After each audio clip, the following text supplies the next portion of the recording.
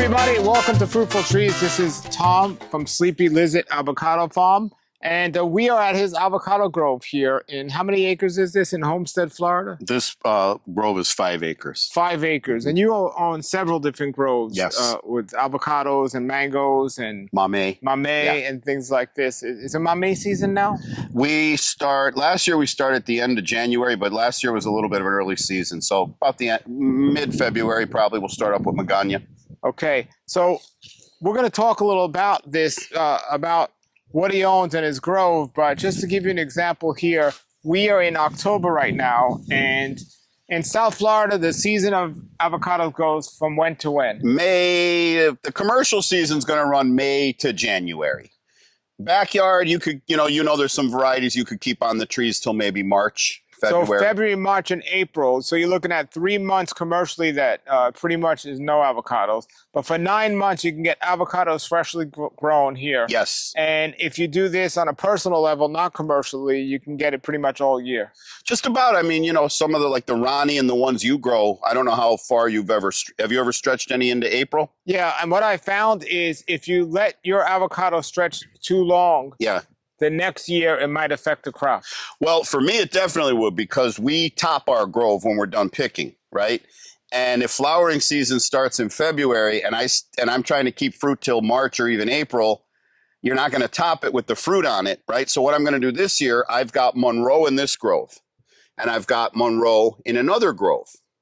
So I'm going to alternate topping. So I'm going to keep the Monroes to Super Bowl Sunday, and then we'll top this grove. And then next year, we'll top that grove, and I'll keep these Monroes late.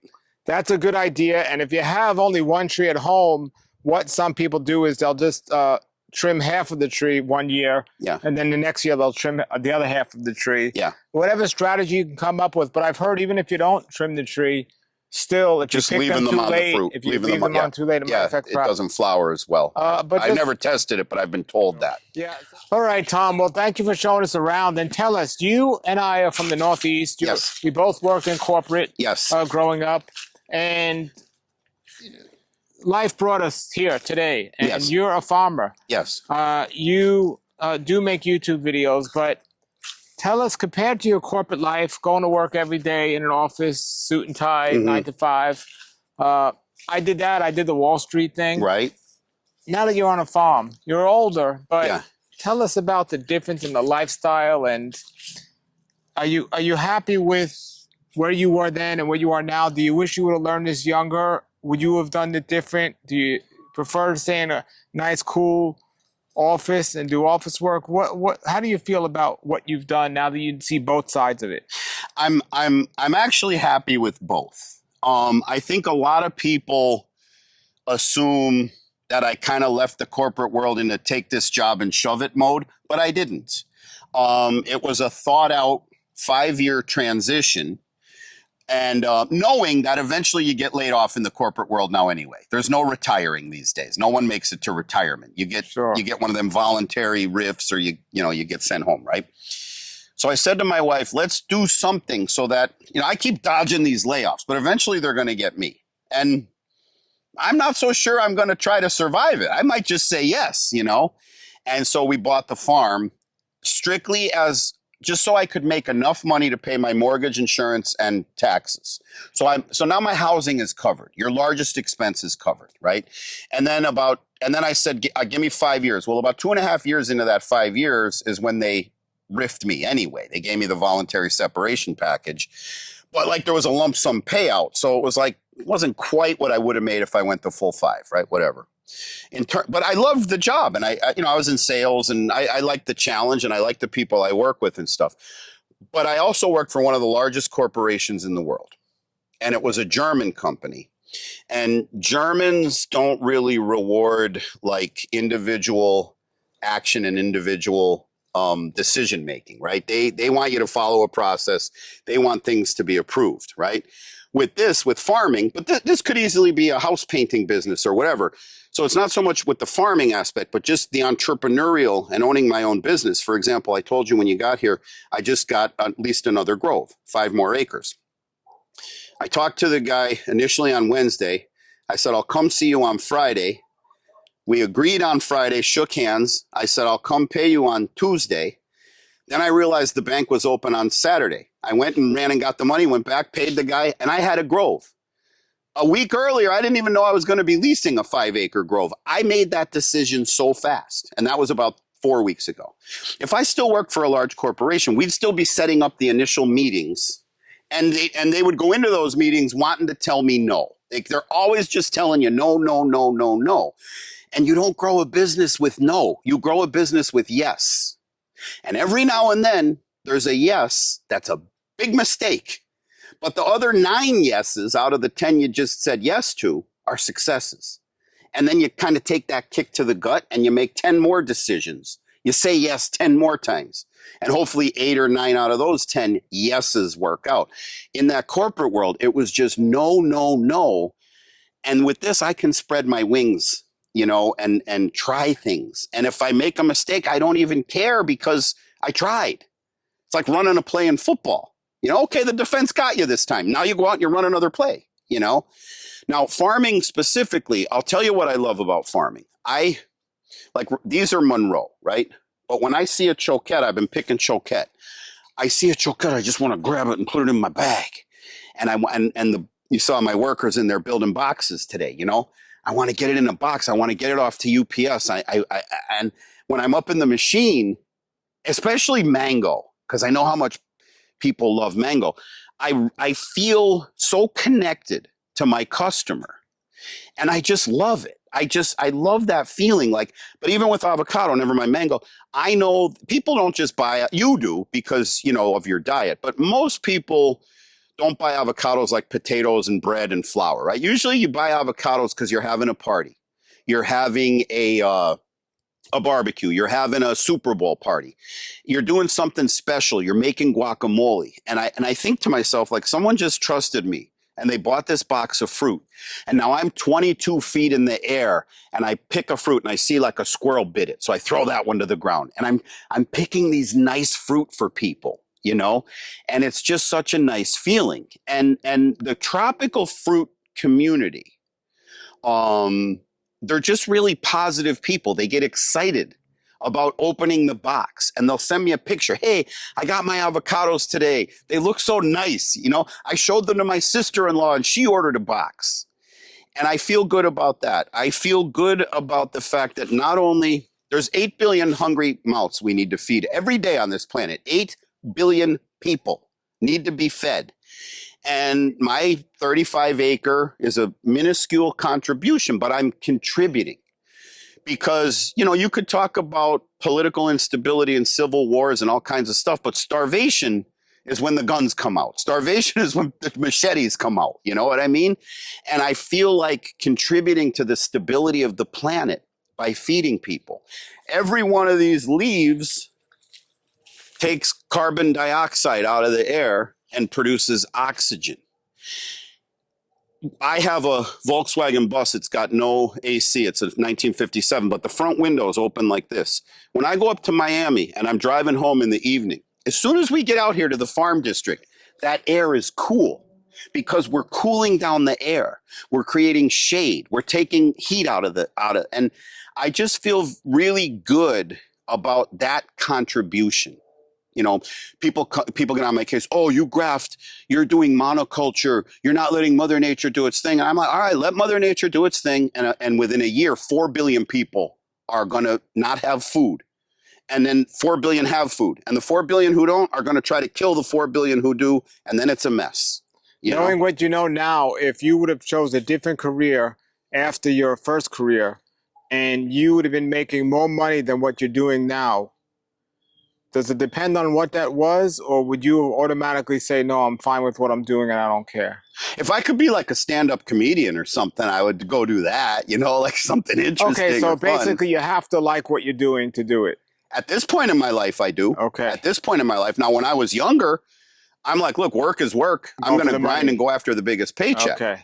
And I read a book called What Color is Your Parachute? Wonderful book. Excellent. You know it. Excellent. It doesn't surprise me. Yes. And they say, you know, do what you can, do what you know, and do what you are. And I feel like as I'm getting older, I'm moving more into that do what you are phase.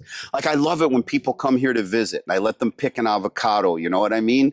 And it's a nice feeling. And I will say the big company I worked for, they did call me back 3 years later and I quit within 4 months. Oh, you did go back. I went back because it was a job that made a lot of sense for me, which is why they specifically asked me to come back. They started with all their BS and I had 3 years of doing this. And 3 years of just, you know what? I want to buy a piece of equipment. I just go buy it. I don't have to go through forms and requests and justification. And all of a sudden I'm back in that world. And I was like, different perspective now. And I quit. There you go. You know, and I would have been making a lot more money if I stayed than from farming. Way more. And I quit. I walked away from it. Yeah. Wow. Wow. Well, everybody. So, when I make my videos, you know, I do it. I want to learn from myself, and I know people are learning as I'm learning. But it's also a passion for me to make these videos. I think Tom also makes amazing videos. He has an amazing YouTube channel. But I know that if it's from a money standpoint, a popularity standpoint, we could pick different subjects and topics that we might not be as passionate about, but we can make more money and be more popular. Correct. But we decide, and it helps us get up in the morning, is to do what we truly love. I mean, this is going to sound hokey, but I actually do consider my videos like it's my form of art. Like I'm not going to get a sketch pad and draw a portrait or a landscape, or I'm not going to sculpt something, but I'm out here working with headphones on, loud equipment. It's already isolated to begin with. I mean, we get Burmese pythons. There's alligators right over there. I get coyote. I mean, we're almost in Everglades National Park. So I'm very isolated. And I'll wake up and the lighting's right. And I got shit to say because I got stuff to say because I haven't spoken to anyone in 3 days. But there's a certain amount I feel it's kind of hokey, but that's my art. That's my sort of contribution. I understand. Yeah. For me, it's all about really education. You know, I love learning and I love sharing. Yeah, I do too, and it's really well. And I would say you're an educator. I'm more of an explainer, right? So you get to really good detail. You know, you like I could watch one of your videos and like I referenced earlier about the spacing of the trees, where what I try to do is what I watch. So like I watch a guy out of Maine who's a lobster fisherman. I don't care about the size of the traps and what the alloy metal is and what kind of rope he uses. I'm never going to go after fish for lobster. But I just enjoy watching him explain the lifestyle of a lobster fisherman. And that's what I try to do, is just explain to people sort of the lifestyle of a tropical fruit farmer. Yeah, I would be like, what kind of rope's going to attract the most fish if they're seeing that color at this time of the day? Yeah, yes. and your viewers watch to learn that. Like you've got a lot of South Florida growers that are in your community. I get comments that a guy will say, I'm in Eugene, Oregon. It's 3 a.m. I can't sleep and tropical fruit doesn't grow here, but I love learning about this. Yeah, and that's a great point. Now for me, let's see if we can find a Monstera. Okay. Yeah. One of the greatest things and passions I've developed now, I mean, I also have a really big passion for health and growing. Yeah. And I spend the majority of my time and passion now, believe it or not, growing microgreens inside the house. Yeah. And it is such a passion. I see a lot of people doing this online as a money-making thing. Yeah. But for me, it's my goal to learn. Like, let me give you this example. Beet sprouts. Yeah. So I know how to grow sunflower microgreens and buckwheat microgreens, but I really wanted to learn how to grow beet microgreens. Yeah. They're more challenging. Yeah. Arugula microgreens, more challenging. Oh, they are. Cress microgreens. Most people haven't even heard of cress. Have you heard of cress? I know, like water cress. It's like similar family, but it's cress. Yeah. So these are more challenging to grow, and I wanted to learn. So I spent so much time studying and looking at other videos. Yeah. I'm so excited because last week I finally grew my first beet microgreens, and it's amazing. It's a great feeling, you know, and we're getting into grafting season now. I was just going to say grafting. This year I had more success grafting my mango trees than ever before because I got the timing right, and it's absolutely so much joy. And then when you go all the way to eating something that you planted yourself, especially if it's a tree and it took years, it really is an amazing feeling. It really is. Yeah. It really is. Now, let's follow our nose. These here are called... So we're going to look. Tom has this fruit called Monstera deliciosa. Let me How'd say I it. do? You did terrible. Okay, as Monstera usual. deliciosa. And That's Paul, what I said. Yeah, that's what he said. This is next year, so much like the Mamey, they take about 18 months. But I smell a ripe one. Can you smell it? It smells like fruit salad. And this stuff is actually called the fruit salad fruit. And I can smell a ripe one. I can smell one that's ripening on the vine. Let me see if I can find it.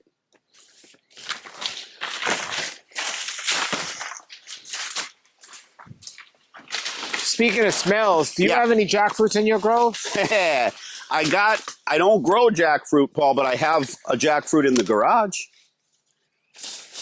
Why don't you grow jackfruit? I just have never planted it. I only tried it 2 seasons ago. Wow.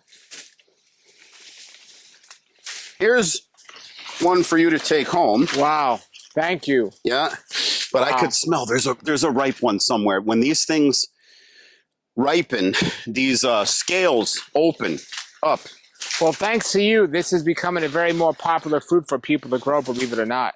Yeah, I think I was like the first one to kind of get to the internet that grows it commercially. I'm seeing people selling it in pots now at nurseries where they never did before, and I think your videos had a lot to do with it. Thank you. Yeah, I agree. I mean, it's hard to quantify that, but my gut feels that way. Well, dang, I could smell one, Paul. There's a ripe one in here somewhere, but you want to dig into that jackfruit instead? No, I mean... But here's how they grow. They grow like an ear of corn.